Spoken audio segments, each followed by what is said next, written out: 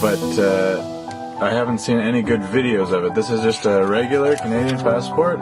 Just got it, so it's pretty new, and I want to show you what it looks like under black light, and it really, really does look cool. Alright, here we go with the black lights, and we open it up, and right away, bam, you get the Canadian maple leaves, and this is the bed with my face on it.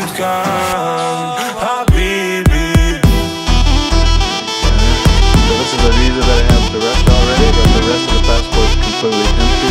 I don't know what to say this whole time, so I think I'll just turn on some music and you can enjoy it with me.